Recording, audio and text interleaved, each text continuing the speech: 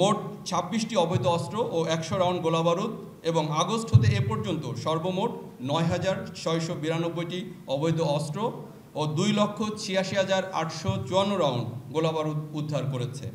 এছাড়াও বিভিন্ন ধরনের অপরাধের সাথে সম্পৃক্ত ৫৬২ জনকে এবং এ পর্যন্ত সর্বমোট ১৫,৬৪৬ জনকে সেনাবাহিনী গ্রেপ্তার করেছে, যাদের মধ্যে কিশোর গ্যাং, তালিকাভুক্ত অপরাধী, ডাকাতসহ অন্যান্য অপরাধী উল্লেখযোগ্য। সেনাবাহিনী গত ২১শে জুন খুলনা জেলার তালিকাভুক্ত সন্ত্রাসী বুলবুলকে তার ৪ জন সহযোগী সহ গ্রেপ্তার করে। উক্ত অভিযানে একটি অত্যাধুনিক বিদেশি পিস্তল, একটি দেশীয় পিস্তল, একটি শর্টগান এবং ২ রাউন্ড অ্যামিউনিশন উদ্ধার করা হয়। উল্লেখ্য যে সন্ত্রাসী বুলবুল গ্রুপ নামে একটি সন্ত্রাসী গ্রুপের নেতা। গত ২৯-৩০ জুন মীর হাজারিবাগ আলামিন সন্ত্রাসী গ্রুপের ২ জন সক্রিয় সদস্য আনিস ও হাসানকে গ্রেপ্তার করা হয়। উক্ত অভিযানে ৩টি বিদেশি পিস্তল, একটি বিদেশি রিভলভার, 3টি ম্যাগাজিন ও ১১ রাউন্ড গোলাবারুদ উদ্ধার করা হয়। মাদকের বিরুদ্ধে অভিযানে গত সপ্তাহে ৪৫ জন মাদক ব্যবসায়ী এবং আগস্ট হতে এ পর্যন্ত মাদকের সাথে সংশ্লিষ্ট ৫,৫২১ জনকে সেনাবাহিনী গ্রেপ্তার করেছে। গত ২ সপ্তাহে সেনাবাহিনী মাদকের বিরুদ্ধে দেশের বিভিন্ন স্থানে সফল অভিযান পরিচালনা করে। এছাড়াও গত ১৭ জুন টঙ্গী মাজার বস্তি এলাকায় একটি বিশেষ অভিযান পরিচালনা করে মাদক ব্যবসা ও ছিনতাইয়ের সাথে জড়িত ২৪ জন ও গত ২৬শে জুন সোহরাওয়ার্দী উদ্যানে অভিযান পরিচালনা করে ৪০ জনকে গ্রেপ্তার করা হয়েছে। মাদকের বিরুদ্ধে বাংলাদেশ সেনাবাহিনীর এরূপ অভিযান চলমান থাকবে। চোরাচালান প্রতিরোধে বাংলাদেশ সেনাবাহিনী অভিযানের অংশ হিসেবে গত ১৭ জুন সুনামগঞ্জ জেলায় বড় পরিমাণে গলদা চিংড়ি উদ্ধার করা হয় এবং ২ জন চোরাবাড়িকে গ্রেপ্তার করা হয়। এছাড়াও গত ১৯, ২১ এবং ২৪ জুন সিলেটের বিভিন্ন স্থানে চোরাকারবারিদের বিরুদ্ধে অভিযান পরিচালনা করে অবৈধ প্রসাধন সামগ্রী ও শাড়ি জব্দ করা হয়, যার আনুমানিক বাজার মূল্য ৪ কোটি টাকা। ভেজাল খাদ্যদ্রব্য উৎপাদনকারী প্রতিষ্ঠান ও কারখানায় বিশেষ অভিযান পরিচালনার অংশ হিসেবে গত ২৯শে জুন ফরিদপুর জেলায় ভেজাল শিশু খাদ্য উৎপাদনের সাথে জড়িত একটি প্রতিষ্ঠানকে ১,২০,০০০ টাকা জরিমানা সহ কারখানাটি সাময়িক বন্ধ এবং মালিককে গ্রেপ্তার করা হয়। গত ২২শে মে স্থানীয় মাছের ঘেরের আধিপত্য বিস্তারকে কেন্দ্র করে অভয়নগরে কিছু সংখ্যক বাড়িতে স্থানীয়রা আগুন ধরিয়ে দেয়। পরবর্তীতে বাংলাদেশ সেনাবাহিনী নিজস্ব তহবিল হতে বাড়িসমূহ পুনর্নির্মাণ করে দেয়। এতে স্থানীয় বাসিন্দারা বাংলাদেশ সেনাবাহিনীর প্রতি অশেষ কৃতজ্ঞতা প্রকাশ করে। গত ২২শে জুন উত্তরায় নিজ বাসভবনে সাবেক প্রধান নির্বাচন কমিশনার জনাব এ.কে.এম. নুরুল হুদা মব ভায়োলেন্সের শিকার হন। এ প্রেক্ষিতে ২২শে জুন তারিখে ঘটনার পর সেনাবাহিনী মব ভায়োলেন্সের ঘটনার সাথে সম্পৃক্ত ব্যক্তিদেরকে গ্রেপ্তারের চেষ্টা শুরু করে। তারই ধারাবাহিকতায় র্যাব ও অন্যান্য গোয়েন্দা সংস্থার সহায়তায় সেনাবাহিনী গত ২৩শে জুন তারিখে উত্তরা থেকে উক্ত ঘটনার সাথে জড়িত মোহাম্মদ হানিফকে গ্রেপ্তার করে পুলিশের নিকট হস্তান্তর করে। কিন্তু ২৫শে জুন তারিখে উক্ত ঘটনার মূল হোতা মোজাম্মেল হক ঢালি আদালত হতে অগ্রিম জামিন লাভ করে। গত ২৬শে জুন কুমিল্লার মুরাদনগরের একটি গ্রামে সংঘটিত নারী নির্যাতন ও বর্বরতার ভিডিও ছড়িয়ে পড়ার পর বাংলাদেশ সেনাবাহিনী অবিলম্বে স্থানীয় প্রশাসন ও পুলিশের সঙ্গে পরিস্থিতি নিয়ন্ত্রণে কাজ করেছে। মূল আসামি ফজর আলী সহ আরও ৪ জন ভিডিও ধারণকারীদের গ্রেপ্তার করা হয়েছে। সেনাবাহিনী ভুক্তভোগী পরিবারের সুরক্ষা ও সামাজিক মর্যাদা রক্ষায় পূর্ণ সহযোগিতা করছে। জুলাই অভ্যুত্থানে আহতদের সুচিকিৎসা প্রদানে সেনাবাহিনী অদ্যাবধি ৪,৭৯০ জনকে দেশের বিভিন্ন সিএমএইচে চিকিৎসার ব্যবস্থা করেছে, যার মধ্যে এখনও ২২ জন ঢাকা সিএমএইচে চিকিৎসাধীন রয়েছে। বাংলাদেশ সেনাবাহিনীর সদস্যগণ গত ২৭শে জুন তারিখে ঢাকা ও দেশের বিভিন্ন অঞ্চলে রথযাত্রা উৎসবে নিরাপত্তার দায়িত্ব পালন করেছে। সেনাবাহিনী দেশে সাম্প্রদায়িক সম্প্রীতি বজায় রাখা সহ বিদেশি কূটনৈতিক ব্যক্তি ও দূতাবাসগুলোর সামগ্রিক নিরাপত্তা নিশ্চিতের কাজে নিয়োজিত রয়েছে। গত ২ সপ্তাহে পার্বত্য চট্টগ্রামে সেনাবাহিনী কর্তৃক অভিযান পরিচালনা করে ১৩টি আগ্নেয়াস্ত্র উদ্ধার করে, ২৩ জন সন্ত্রাসীকে গ্রেপ্তার করে এবং একটি ইউপিডিএফের ক্যাম্প ধ্বংস করে। এ সকল অভিযানের অংশ হিসেবে রাঙ্গামাটিতে বিশেষ অভিযান পরিচালনাকালে একজন সেনা সদস্য গুলিবিদ্ধ হয়। সেনাবাহিনীর অভিযানের ফলশ্রুতিতে বর্তমানে পরিস্থিতি উন্নতি হওয়ায় কেএনএফের ভয়ে বসতবাড়ি হতে পালিয়ে যাওয়া বান্দরবনের 138 জন বম উপজাতি পুনরায় তাদের বসত ভিটায় ফেরত এসেছে এবং সেনাবাহিনী তাদের সর্বাত্মক সহায়তা করছে। আপনারা জেনে খুশি হবেন যে আজকেও পার্বত্য চট্টগ্রামে কেএনএর বিরুদ্ধে চলমান অভিযানের অংশ হিসেবে গত রাত হতে পরিচালিত অপারেশনে আজ ভোরে কেএনএর সঙ্গে সেনাবাহিনীর ব্যাপক গোলাগুলির ঘটনা ঘটেছে। এতে কেএনএর 2 জন সন্ত্রাসী গুলিবিদ্ধ হয়ে নিহত হয়েছে এবং 3টি অত্যাধুনিক এসএমজি, একটি চাইনিজ রাইফেল, 364 রাউন্ড অ্যামিউনিশন সহ বেশ কিছু সামরিক সরঞ্জামাদি ও নথিপত্র উদ্ধার করা হয়েছে। অভিযানটি এখনও চলমান রয়েছে।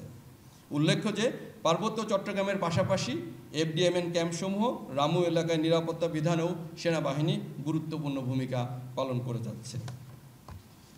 উপস্থিত প্রিন্ট ও ইলেকট্রনিক মিডিয়া সাংবাদিকবৃন্দ, দেশের বিরাজমান পরিস্থিতিতে বাংলাদেশ সেনাবাহিনী দেশের সার্বভৌমত্ব রক্ষা, দেশের জনগণের জানমাল এবং রাষ্ট্রীয় গুরুত্বপূর্ণ সম্পদ ও স্থাপনার নিরাপত্তা প্রদান সহ সার্বিক পরিস্থিতি স্থিতিশীল রাখতে নিরলসভাবে কাজ করে যাচ্ছে। সম্মানিত সেনাবাহিনী প্রধানের দিক নির্দেশনাকে অনুসরণ করে সেনা সদস্যরা আইন শৃঙ্খলা রক্ষায় অন্তর্বর্তীকালীন সরকারের সংশ্লিষ্ট মন্ত্রণালয়, আইন শৃঙ্খলা রক্ষাকারী বাহিনী, স্থানীয় প্রশাসন, গণমাধ্যম এবং সাধারণ জনগণের সাথে সম্পৃক্ত হয়ে সার্বক্ষণিক সক্রিয়ভাবে দায়িত্ব পালন করে যাচ্ছে। ভবিষ্যতের দিনগুলোতে জানমালের ক্ষতি সাধন, মব ভায়োলেন্স এবং জনদুর্ভোগ সৃষ্টি করতে পারে এমন কর্মকাণ্ডের বিরুদ্ধে সেনাবাহিনী কঠোর পদক্ষেপ গ্রহণ করবে। সাধারণ জনগণের নিরাপত্তা ও দুর্ভোগ লাঘবে সেনাবাহিনী সর্বদা প্রতিশ্রুতিবদ্ধ। বাংলাদেশ সেনাবাহিনী একতাবদ্ধ হয়ে সর্বদা দেশের জনসাধারণের পাশে থেকে দেশের সার্বিক আইন শৃঙ্খলা নিয়ন্ত্রণ ও সার্বভৌমত্ব রক্ষার্থে বদ্ধপরিকর।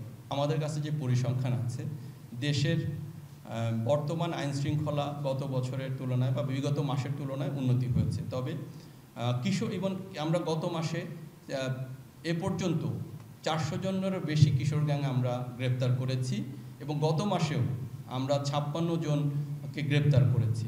তো এটা চলমান আছে, আমরা চেষ্টা করে যাচ্ছি।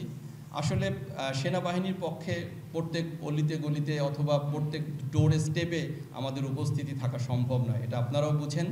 যে কোনো ঘটনা, যখনই কোনো ঘটনা ঘটছে, আমরা তড়িৎ গতিতে সেখানে উপস্থিত হয়ে সে ঘটনাকে আমরা দ্রুত নিয়ন্ত্রণে নিয়ে এসেছি এবং ওই ঘটনার পরবর্তী যে গ্রেপ্তার করা বা তদন্ত করা সে বিষয়ে আমরা যথাযথ পদক্ষেপ নিচ্ছি। দেশের বর্তমান আইন শৃঙ্খলার পরিস্থিতি আমাদের পরিসংখ্যান অনুযায়ী পূর্বের তুলনায় অনেক ভালো এবং আপনি যে আমাদের হটলাইনে নাম্বারগুলোর কথা বলেছেন বা সোশ্যাল মিডিয়ার প্ল্যাটফর্মের সাথে আমাদের যে বিভিন্ন রকমের অভিযোগ আমরা পেয়ে থাকি, তার মধ্যে ম্যাক্সিমাম জমি জমা বা টাকা পয়সা সংক্রান্ত অভিযোগ আমাদের কাছে আসে এবং সব ধরনের অভিযোগগুলোই আমরা গ্রহণ করে থাকি এবং এগুলো যাচাই বাছাইয়ের মাধ্যমে তারপর আমরা এগুলোর যথাযথ ব্যবস্থা নিয়ে থাকি। বাংলাদেশ সেনাবাহিনীর বিভিন্ন সদস্য ডেপুটেশনে যেসব সংস্থায় থাকে সেই সংস্থাগুলো আমাদের সেনাবাহিনীর নিয়ন্ত্রণাধীন নয় এবং কিছু কিছু সেনা সদস্য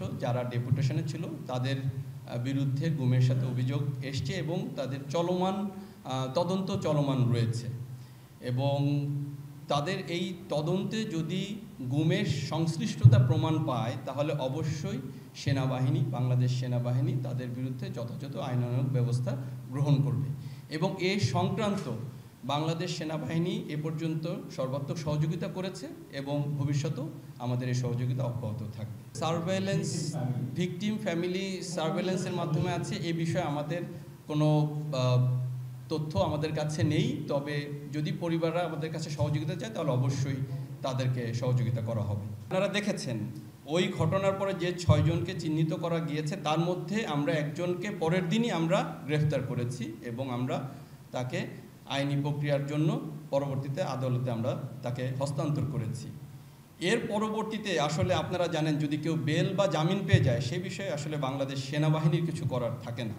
তবে আমরা যে কোনো মব ভায়োলেন্স বা জনদুর্ভোগ সৃষ্টিকারী যে কোনো ঘটনার বিরুদ্ধে বাংলাদেশ সেনাবাহিনী সোচ্চার ছিল, আছে এবং ভবিষ্যতেও থাকবে। আমরা নির্বাচন কমিশন থেকে এখনও কোনো নির্দেশনা পাইনি, তবে নির্বাচন কমিশন থেকে নির্দেশনা পাওয়া মাত্র আমরা অবাধ, সুষ্ঠু, নিরপেক্ষ নির্বাচনের জন্য পরিচালনার জন্য সকল ধরনের সহায়তা আমরা করতে প্রস্তুত আছি। আর আপনি যে বলেছেন যে নির্বাচনের পূর্বে যে অস্ত্র কালেকশনের বিষয়ে যে বিষয়টি বললেন, আপনি জেনে আনন্দিত, এখন পর্যন্ত 80% অস্ত্র এবং অ্যামিউনিশন আমরা উদ্ধার করতে সক্ষম হয়েছি।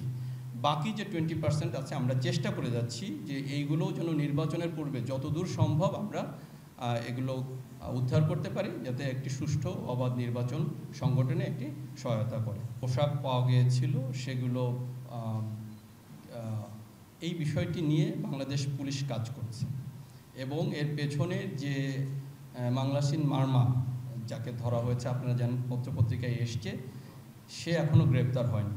তো মাংলাসিন মারমা গ্রেপ্তার হওয়ার পূর্বে এই বিষয়ে আমরা আরও বিস্তারিত তথ্য পাবো এবং তখন আপনাদেরকে জানাতে পারবো। আর আজকে যে অপারেশনটি আপনারা জানেন, এই অপারেশনের কেএনএফ এবং বাংলাদেশ সেনাবাহিনীর মধ্যে ব্যাপক গোলাগুলি হয়েছে এবং ভোরের দিকে 2 জন সদস্য কেএনএফ সদস্য গুলিবিদ্ধ হয়ে নিহত হয়েছে এবং এছাড়াও 3টি এসএমজি, একটি চাইনিজ রাইফেল এবং 364 রাউন্ড অ্যামুনিশন পাওয়া গিয়েছে। সাথে আরও কিছু সামরিক সরঞ্জামাদি এবং নথিপত্র আমরা উদ্ধার করতে সক্ষম হয়েছি। এটা অবশ্যই একটি বড় একটি প্রভাব ফেলবে এবং আমরা একটা বড় আভিযানিক সাফল্য বলে মনে করছি। এবং আপনারা এটাও জানেন যে কেএনএফের ভয়ে যারা বিভিন্ন বম পরিবার এখান থেকে চলে গিয়েছিল, তারা পুনরায় আবার তার 138 জন গত সপ্তাহে এই বসতভিটাতে, তাদের পূর্ববর্তী বসতভিটাতে ফেরত এসছে। তো এটা আমরা একটা বড় সাফল্য হিসেবে বিবেচনা করছি।